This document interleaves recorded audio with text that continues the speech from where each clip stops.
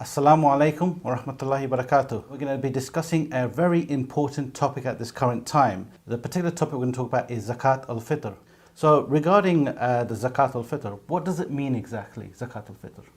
Zakat al-Fitr is an Arabic term, okay? It contains of two words, Zakat and al-Fitr. Zakat in here linguistically means purification. Al-Fitr means breaking fast. So we've got purification and breaking fast. Both together, they mean the purification for our fasting which we fasted in Ramadan. Sure.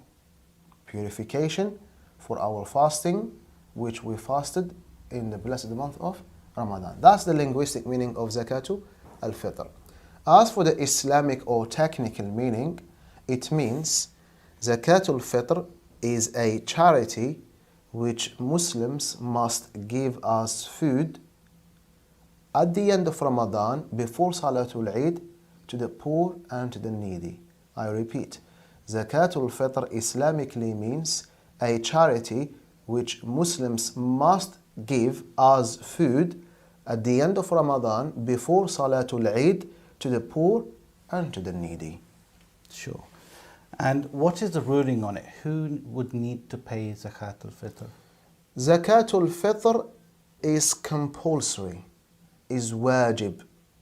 And the proof for that is the hadith of Abdullah ibn Umar in Sahih Bukhari and Muslim when he says, فَرَضَ رَسُولُ اللَّهِ صَلَّى اللَّهُ عَلَيْهِ وسلم زَكَاةَ الْفِطْر. Another narration, أَمَرَ رَسُولُ اللَّهِ صَلَّى اللَّهُ عَلَيْهِ وسلم بزكاة الفطر. He says, رضي الله عنه وأرضاه, the Messenger of Islam sallallahu alaihi wasallam made Zakatul Fitr compulsory.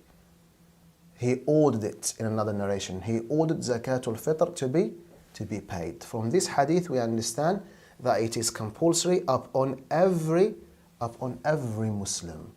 You said on whom it is compulsory, yeah? You asked this question. Yeah, like who has to pay it? And because the hadith says على الذكر والأنثى والصغير والكبير والحر والعبد من المسلمين. The hadith says it's compulsory on male and female Muslims, young and old Muslims, free or slave Muslims. Sure. Any Muslim should pay Zakatul Fitr. Okay, we're going to come back to that in a minute. So you talked about it being Zakat al-Fitr being ordered. When was it ordered? When did it come about? Yeah, it was prescribed within the Sharia of Allah subhanahu wa ta'ala when Ramadan was prescribed. Ramadan was prescribed the second year of migration, i.e. the second year after the Prophet Muhammad sallallahu alaihi wasallam moved from Mecca to Medina with his companions radiyallahu anhum wa ardahum. So in the month Sha'ban, second year of Hijrah, Allah subhanahu wa ta'ala ordered Muhammad sallallahu alaihi wasallam to order the Muslims to pay Zakatul Fitr at the end of Ramadan and before Salatul Eid. Sure. And what is the purpose of Zakat al-Fitr? Who benefits from it? The main hikmah or the main purposes behind Zakatul Fitr is answered in the hadith of Abdullah ibn Abbas. May Allah be pleased with him. He says, طهرة للصائم من اللغو والرفث وطعمة للمساكين. We pay Zakatul Fitr as a purification for the fasting from bad language and sins, as well as a way of feeding the poor and the needy. So two main purposes for Zakatul Fitr.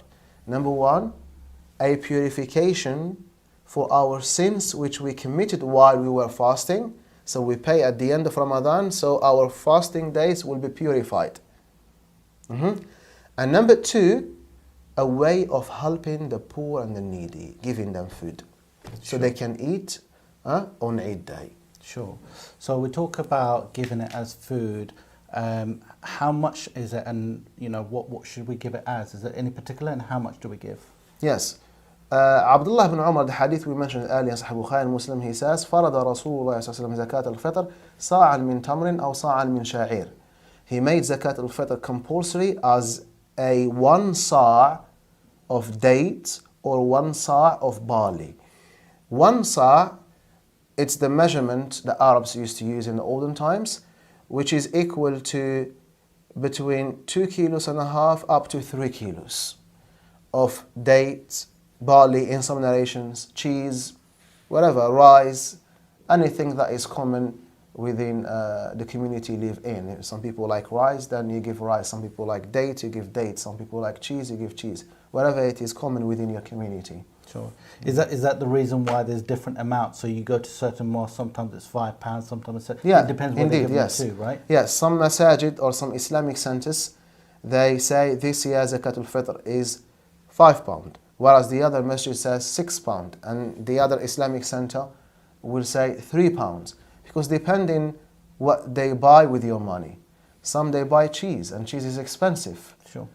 And some they buy dates, and dates can be expensive. Some expensive, they buy yeah. flour or rice or barley, might be a little bit cheaper, and so on and so forth. That's why it differs, yeah. Sure. And it also differs depending in what country you're going to take it. Yeah. In Somalia or somewhere in Yemen, it will be much cheaper than giving it somewhere perhaps in North Africa, Yeah. or in Egypt or somewhere else. So More it expensive, differs, yeah. Yeah. Okay, so we spoke about it's compulsory on every single person, right? So in terms of, let's say you're a family, and there's a, let's say, husband and wife, and let's say 3 kids in this scenario. Mm-hmm. So how should they go about it if there was a family? If there was a family, if everyone have their own money, if everyone has their own money, then everyone should pay using their own money, even if they were children. Sure. Some children are wealthy. They inherited or whatever it is, yeah? So their guardian, who manages their wealth, uses their wealth to pay their Zakat al-Fitr on their behalf. But if they don't have, for example, you're a husband, and you have a wife, and you have children, and they don't have money, then you as the guardian of the house are obliged to pay Zakat al-Fitr on behalf of everyone. Sure. Yes. Okay, and when is the right time to pay Zakat al-Fitr? So when one should pay? The right time is right before Eid prayer. The sunnah, which all the scholars agreed upon, is at least 1 day or 2 days before Eid, i.e. before the end of Ramadan. Sure. However, it is allowed to give it earlier than that. If you look at Imam Shafi'i rahimahullah, he allowed to give it earlier from the start of Ramadan. If you look at Imam Abu Hanifa rahimahullah, he allowed it even before Ramadan, if there is a need to that, obviously, if people need it. However, the most authentic opinion is the one we mentioned first. You give it a day or 2 before Eid. And if you want the sunnah, the pure sunnah, if you are somewhere where it is convenient for you to handle the food yourself and give it to the very hand of the poor and the needy, then in that case do it right before Eid prayer. Some ulama, they say after Fajr on Eid, you can give it, and its end, its deadline, before the prayer of Eid. And some scholars, they say the last Maghrib of Ramadan. Right. The last Maghrib of Ramadan, after that prayer, you start giving Zakat al-Fitr. So the matter is a little bit flexible, inshallah ta'ala, especially if you are entrusting someone or a company to deliver your Zakat al-Fitr somewhere abroad. You can give it as early as you can. Sure. You can give it as early as you can, i.e. within Ramadan, okay? Yeah. So in this case, where we are in the month of Ramadan, this Eid, we may not have a prayer. We won't have a prayer, rather. So obviously there's not going to be any Eid prayer. So should one give the Zakat al-Fitr of the Maghrib before? Would you advise that? Well, Eid prayer, yes, the crisis we are going through, may Allah subhanahu wa ta'ala help us with this crisis and make us come from this crisis peacefully and safely. Ameen ya Rabbil Alameen. There will be no jama'ah for Salatul Eid like we used to have. But alhamdulillah, you can still pray Salatul Eid. This is what we're going to talk about next time, inshallah ta'ala. Yeah. So we know that Salatul Eid often takes place after the sunrise on Eid day. After Fajr, the sunrise, duha time, we pray Salatul Eid around 8 or 9, alhamdulillah. So before you pray yourself at home, give it. Sure. But the safer, give it the last Maghrib, after the last Maghrib of Ramadan, or a day or two before the end of Ramadan, and this is what the scholars agreed upon. Sure. They say it's okay to do that because there's a narration of one Sahabi who said we used to give it a day or two before the end of Ramadan. And can I just throw in, what is the purpose of doing it before? Is it so that people will get it before on the Eid day of Eid? So they can cook and they can prepare it for the lunch of Eid. That is the main breaking fast day. Right, yeah. It means no longer fasting Eid day. No, okay, that's a day of rejoice, right, and celebration in some sense. Okay, now thank you. So I'm going to throw in some extra questions, and some of these questions have come from some brothers and sisters, if that's okay with you. But let me clarify something quickly. Sure, yeah. Can you give Zakat al-Fitr as money? Yes. So this is one of the questions. Was it? Okay, go ahead. All right. So again, talking about how one should give. Can you give it as money, or does it have to be just about food? So say, for example, if someone wanted to give as money, can that be permissible? The hadith made it very clear that Zakat al-Fitr can only be given as food.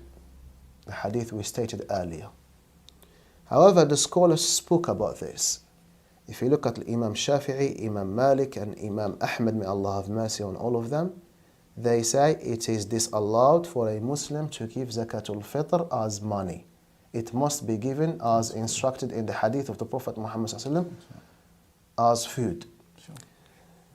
However, there is another great scholar, Imam Abu Hanifa, may Allah have mercy on him.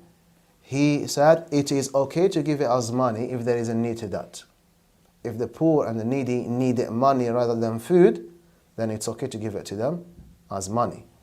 This is his opinion, but majority of scholars, they say it should be and it must be given as food. And this is the correct opinion, Wallahu ta'ala a'lam, because it agrees with the hadith. Sure. It agrees with the hadith. Okay. So in terms of but giving entrusting someone with it, like let's say you live in London, okay, and there is a masjid that is collecting Zakat al-Fitr as cash, and the masjid promises that this cash you give us, it will be transformed into food. We will buy food with it and we will give it to the very hands of the poor and the needy. Sure. Then it's okay, you've done your bit. You donated it as food because they gave you a word, and the rest is their responsibility. Because I've noticed there are some places with some cut-off dates. For example, the 26th of Ramadan, that's the cut-off date that they collected the cash. Because they want to send it, because it takes time to send it back home. And often they send it to countries where it's most needed. Sure. And can I throw some extra question in there? In terms of donating Zakat al-Fitr online, there are a lot of online charities that are collecting. Could you do that as well? Or would you say cash into a place where physically collecting is better? You can do both. Like now, there is no masajid open, no Islamic centers open. So the option is, if you know someone that you trust who's collecting the money, then you can give it to them. But if you don't know anyone, then it's okay, go online. There is Muslim Aid, Islamic Relief, there is UL-FITR, there is a number of them, mashallah. They do great work. Yes. They do great work, no doubt about this. So if you don't find anyone in person to give it to them, then that's an option. Sure. No doubt about it. Yeah, of course it is an option. Sure. And again, I forgot to ask one question right at the beginning, and this is a question I had on the other paper. What is the difference between Zakat and Zakat al-Fitr? Oh, the difference between Zakat and Zakat al-Fitr, we've got to listen carefully here because some people confuse the two, worships in Islam. Because they're worships at the end of the day. Yeah. Zakat, when we say Zakat, we automatically refer to the main Zakat that Allah mentions very often in the Quran. Sure. It's called Zakatul Mal. Zakat, which is related to your wealth. This is the main Zakat. This is the third pillar of Islam. Okay? Every time you hear Allah in the Quran saying, وَأَقِيمُوا الصَّلَاةَ وَآتُوا الزَّكَاةَ, this refers to what? To the main Zakat which you pay on behalf of your wealth once a year. So Zakatul Mal is the third pillar of Islam. It's a compulsory charity which Muslims must give once a year. Sure. Once a year using the Islamic lunar calendar. Sure. Okay, that is what Zakatul Mal is, the main Zakat in Islam. Zakatul Fitr is the Zakat which we give only at the end of Ramadan and only as food. Yes. And only as food. Okay? Sure. So this is the difference. Sure. You explained it really well, because when people hear the word zakat, you're absolutely right. Zakatul Fitr is not mentioned in the Quran at all. Sure. But it is mentioned in many ahadith of the Prophet Muhammad ﷺ and his companions. However, Zakatul Mal, the third pillar of Islam, is everywhere in the Quran as well as the ahadith of our Rasul sallallahu alayhi wa alihi wa sallam. Okay, so question for you from somebody is, what happens if somebody forgets or does not give Zakat al-Fitr on time? If someone genuinely forgets to pay Zakatul Fitr, then the moment he remembers, should pay it, even if it was after Eid prayer. Sure. Because in Islam, you are not sinful for genuine forgetfulness. رَبَّنَا لَا تُؤَاخِذْنَا إِن نَسِينَا أَوْ أَخْطَأْنَا. Oh Allah, do not hold us accountable for our forgetfulness or our mistakes. Okay, and there's a hadith of Rasulullah that Allah forgave the Ummah of Muhammad for forgetfulness that is done genuinely, okay? Not carelessly, because there's a difference between carelessness and something genuine. Do you understand? Sure, yeah. Yes, there's a difference in that. So the moment you remember it, you pay it. However, if you deliberately don't pay it, you know it's Zakatul Fitr, you know it's compulsory, you know its timing and how you do it, and you refuse to pay it because you're stingy or anything similar to that, then no doubt you have committed a bad sin. You have committed a bad sin, and you must repent to Allah subhanahu wa ta'ala. Sure. And again, for somebody that probably missed fast, for example, and they're trying to make it up, that is completely separate, isn't it? It's basically... They missed what, sorry? They missed their fast. So when people make up their fast, for example, and they have to pay a certain amount to feed a certain amount of people, etc., etc., that is completely separate. So say for someone... No, the fidya, it's not if someone missed fasting day. If someone had an excuse not to fast, for example, an ongoing illness. Okay?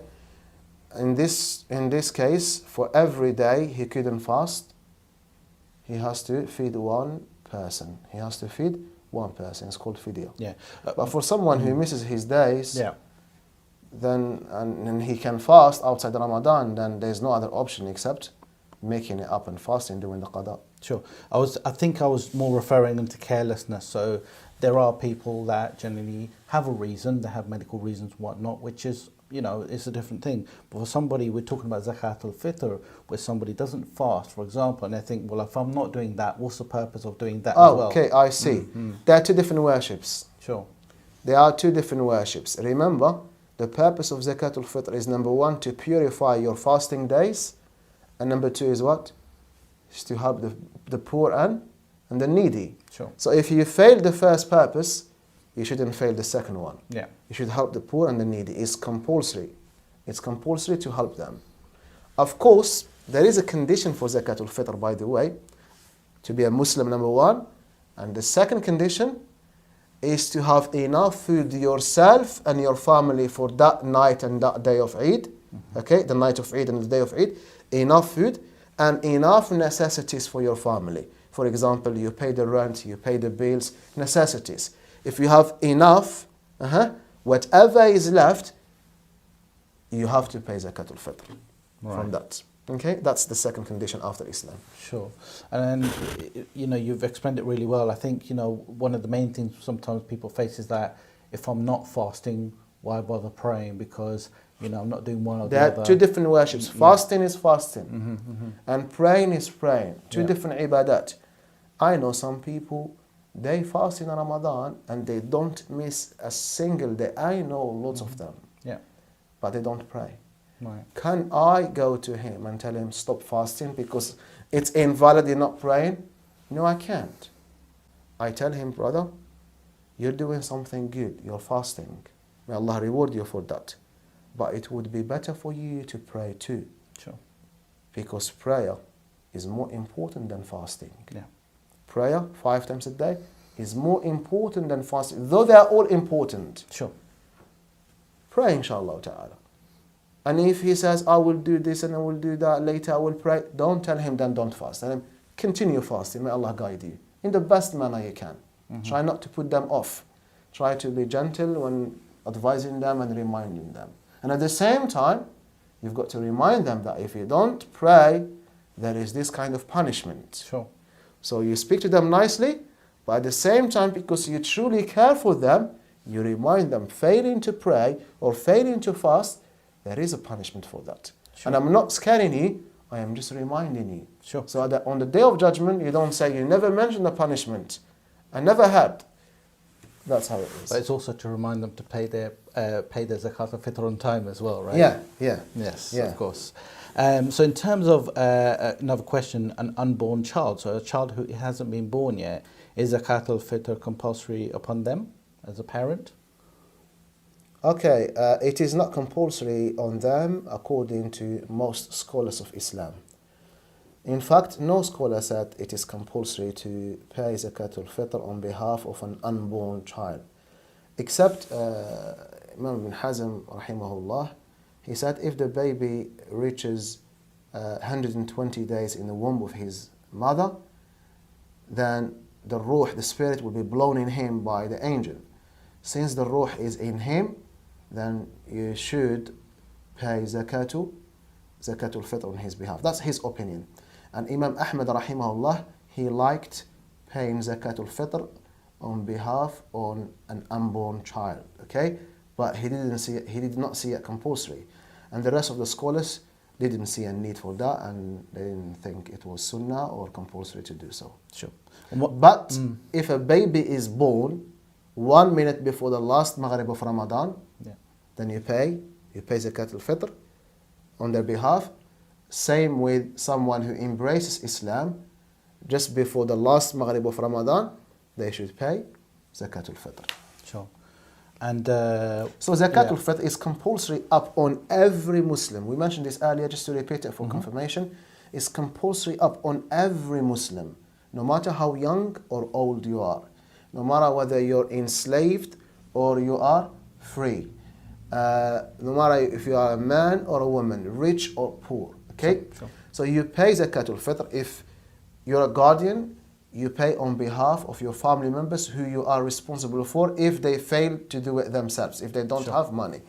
And if you are very, very poor, you don't have food yourself, then in this case there is no obligation on you to pay.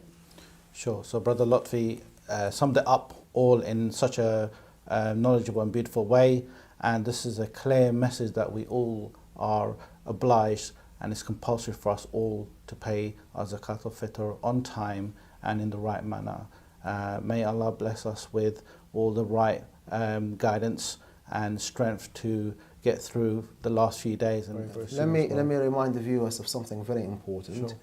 Remember, on Eid Day, you and your family and your children will be celebrating and will be experiencing a special joy and sweetness of that day after a long month of serving Allah and submitting and surrendering to Allah subhanahu wa ta'ala with your fasting, with your qiyam, and so on and so forth. Eventually or finally you are celebrating that ibadah, showing appreciations before Allah subhanahu wa ta'ala. You will be eating food, you will be drinking, you will be visiting family members. Remember, at the same time, there is people out there who might not have enough food to eat, enough water to drink. If you withhold your Zakat al-Fitr, you are depriving these poor and needy people from celebrating your Eid, from celebrating their Eid just like you are celebrating your Eid with your family. So please do not be withholding your wealth when it comes to giving Zakat al-Fitr, so that you don't deprive children from celebrating the sweetness and the joy of Eid. Barakallahu fikum wa hayyakum.